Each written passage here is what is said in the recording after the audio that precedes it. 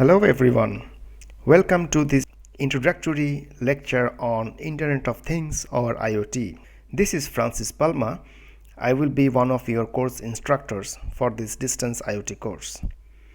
In this introductory lecture, we will provide some basic concepts and give some examples of IoT applications in our daily life.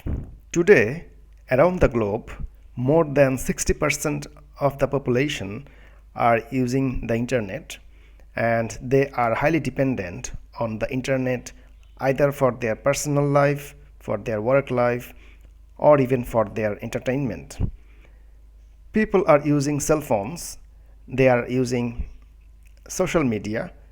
Study shows that close to 70% of all the population has the cell phones, and at least 50% of the population around the globe are using any of the social media that we have now. With the growth of internet, there are many internet-based companies that are providing services to us. In other words, those companies are also enabling the availability of internet all around the globe. To name a few of them, IBM, Google, Alibaba, Amazon, Apple, Facebook, Microsoft are dominating the internet world today. Since our life is dominated by the internet, or in other words, today it's not obvious to think about a life without an internet connection. Our major sectors like healthcare, business process automation, smart city, transportation are also highly dependent on internet, and they are generating huge amount of data. So the question is, what is Internet of Things or what is IoT? In its simple term, Internet of Things or IoT is a connected network of smart things where those smart things can talk to each other over the internet. These smart things or smart devices, they can sense, they can measure, or provide you the data that you can use for further advanced processing like decision making. In other words, smart and intelligent decision making.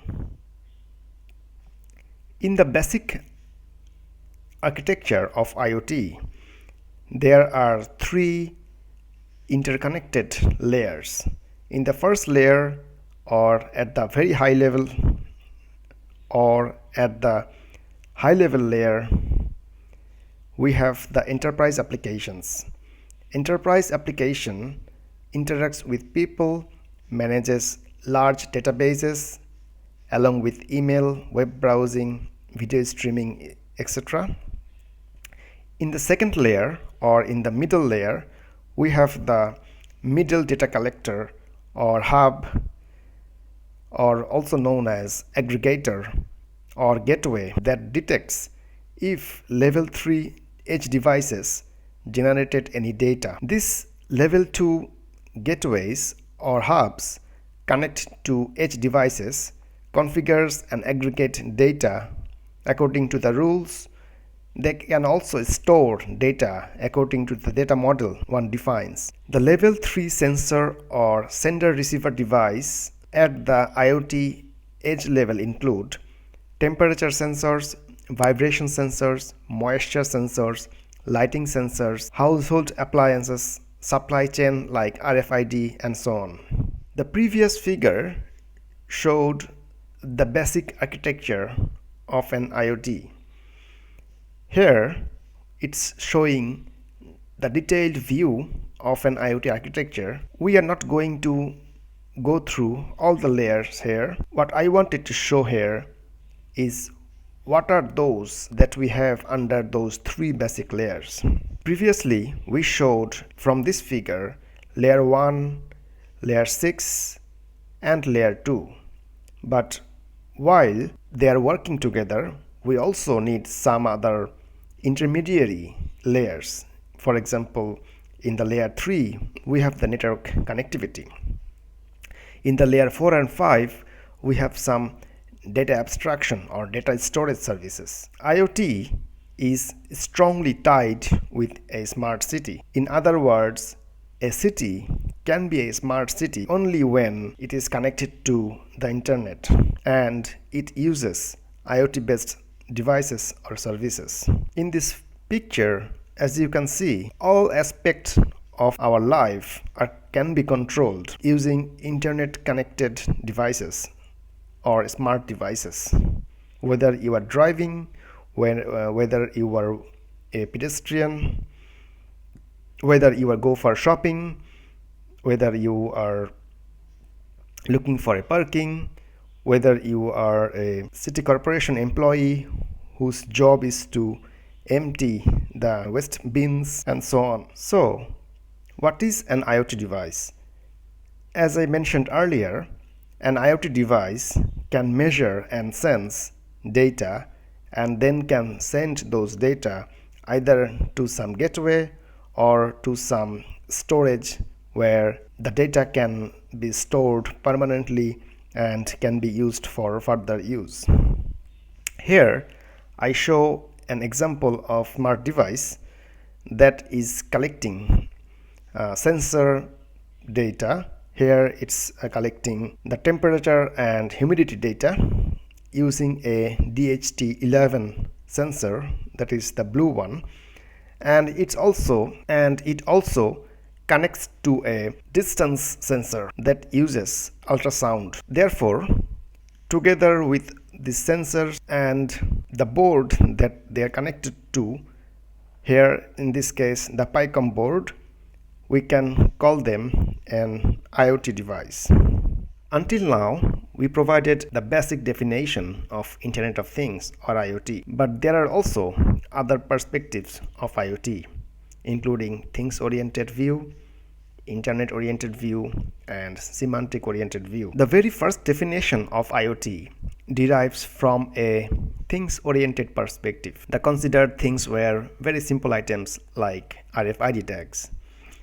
These standards are mainly designed to improve object visibility.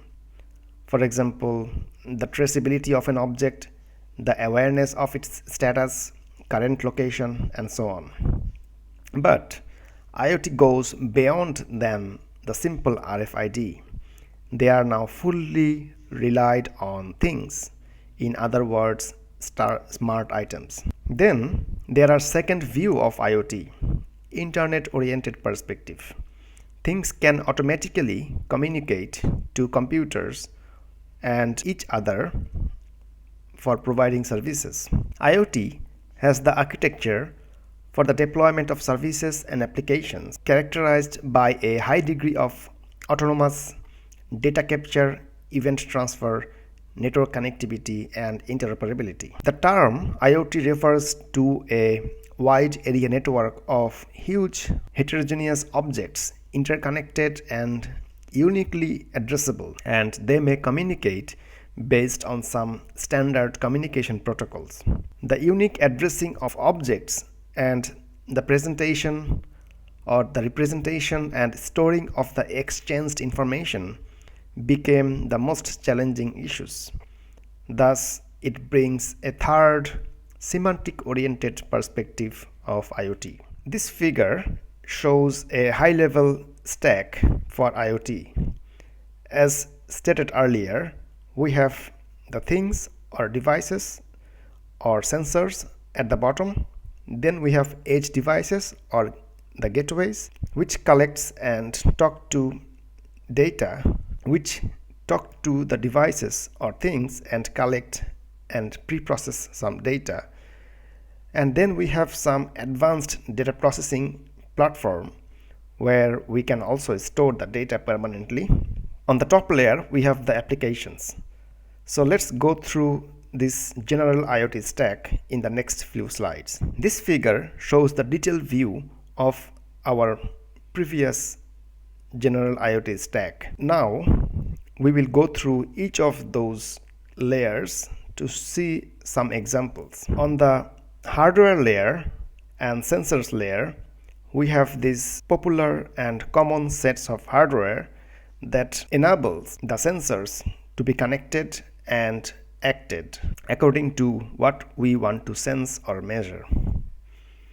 People are already using Arduino, Raspberry Pi, PyCom, and so on. So from the hardware perspective, we have a large sets of devices that we can choose. On the same layer, we have these sensors, and sensor can be of many types, including it can measure the carbon dioxide in the air, it can measure the water level, it can measure the ultraviolet level, it can also measure the basic temperature or humidity or moisture, among others. Usually there is a process if you want to include a sensor in your application, including you have to onboard the sensor first and do the configuration and what you want to receive and how you want to receive the messages or data from that sensor. And finally, once the sensor is connected properly, it can start sending data or events. Then we have this device hub or gateway, and the key responsibility for these devices or hubs is to collect and aggregate data from the sensors. And they are not only collecting or aggregating the data, they are also managing the sensors. So sensors are enlisted or listed on these hubs or devices or gateways. Usually, gateway performs a lot of responsibilities. In other words, it performs the core functionality of managing the sensors and lower level devices, including the connectivity, routing the data, performing the aggregation of the data, do some pre-processing. It can control the events for the actuators. It can also do the sensor registry and so on. And then we have the data management and intelligence layer, where usually we perform some advanced processing of data. We can use other techniques like machine learning to learn from the data or to learn the pattern from the data that are triggered from the sensors to the gateway, and then from the gateway or hub to the upper level. At this level of data management and intelligence, as I mentioned earlier, we can store the data, we can analyze the data, we can learn some patterns, and based on what we learned, we can trigger some actions or some alerts either to the applications or to the sensors or actuators to take some actions. And usually these data management services are exposed to the users through some REST APIs. So imagine we are living in a world where you want all objects around you to be smart or intelligent, who can sense and measure. If we are talking about a large city, then the range is important, because usually there are multiple public networks all around the city, and there are millions of devices that also connect to each other in the city. However, sometimes you cannot achieve all your connectivity goals.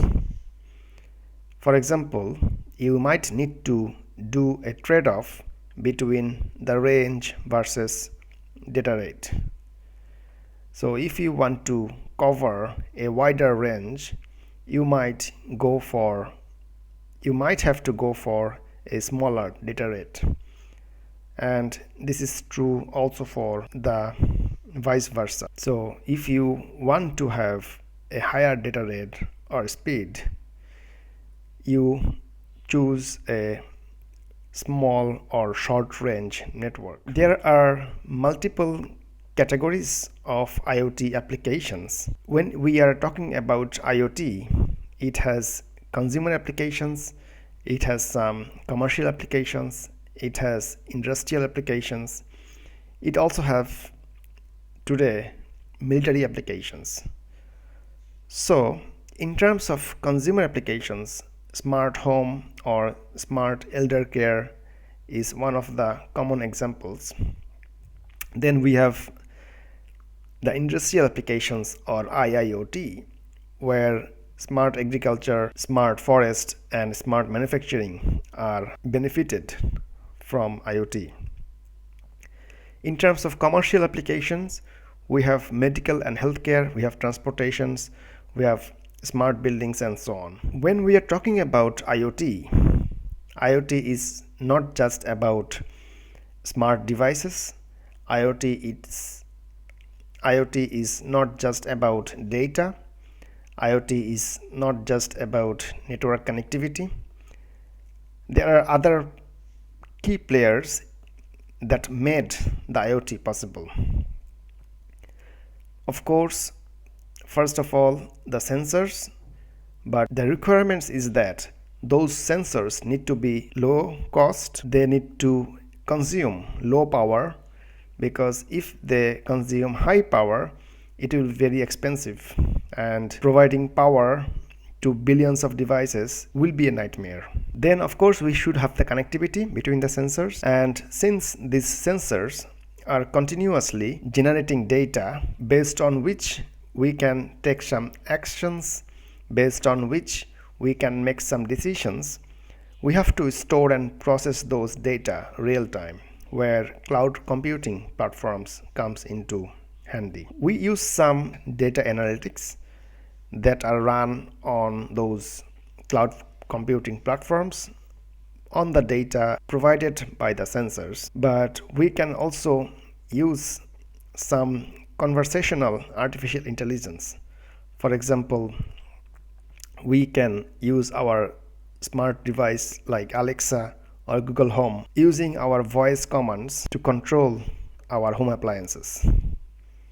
This is a classical example of conversational artificial intelligence. While we are talking about the data, we as individuals are a great source of data through our wearable devices that collect a large amount of personal data as well as surrounding environmental information, including the temperature or humidity and so on. As we are generating this personal data, the privacy and security comes into the play, because all our personal health related data are sensitive and confidential. Thus, we need to make sure that we protect this data, or while these data are transmitted from our wearable devices to the cloud, are securely transmitted. Since we are talking about security and privacy, there are numerous privacy issues in IoT. Some of the common issues include web application vulnerabilities, operator-sided data leakage, insufficient data breach response, insufficient deletion of personal data, non-transparent policies, terms and conditions, collection of data not required for the primary purpose. So if you don't need a data, you just don't sense it or don't measure it. Then sharing the data with third party without the consent of the primary party. And lastly, the insecure data transfer. So data transfer should be always secured or encrypted. So regarding the privacy and security, the IoT related risk are hacking, intrusion, or denial of service attack, where hackers might steal your data, someone might listen to your data secretly, which is known as intrusion. And when there are too many requests to servers that make the server either fail or busy than as usual. Remember, as we mentioned, thousands if not millions of sensors can be connected to a server who are continuously sending data. So when we are talking about the connectivity, there are multiple alternatives.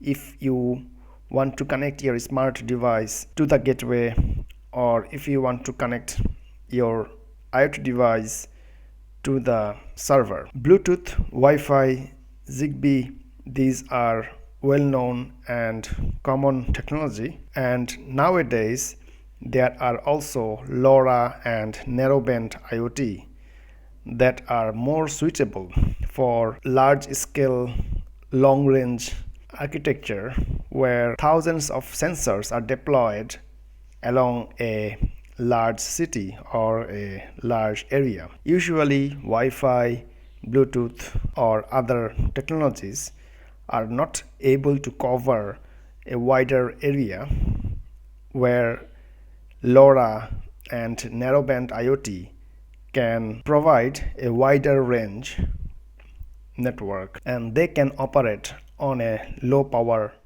This figure shows the relative cost of various network capabilities that are suitable for IoT. As you can see, although cellular network has a very long range network, they are very expensive to set up, whereas LoRa or Sigfox, they have similar range, but they have very low cost for setup, but at the same time their data rate and power consumption is also very low. In contrast, cellular network or Wi-Fi, their power consumption and data rate are both high. Therefore, it can be concluded from this picture that long range network but that are low power hungry are more suitable for IoT, including narrowband IoT, LoRa, Sigfox, or even LTE.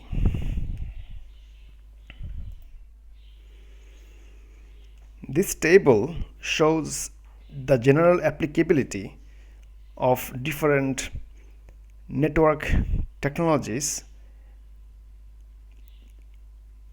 in various sectors. For example, low power wide area network or LP1, those are suitable for smart city, smart building or smart meters where you require a longer range, whereas Wi-Fi, RFID and Bluetooth, those are useful for smart home or personal wearables or even small retail where you don't need a longer range. Although cellular network can be used for industrial IoT or smart retail, since they are power hungry, it might not be a good choice for them to be used in a IoT setup. There are of course more use cases of IoT in a smart city, including smart street lighting if you want to monitor your gas and water use, if you want to identify any leak in your water transportation system, if you want to detect smoke, or if you want to track your packages or your parking spot. Everything can be possible in a smart city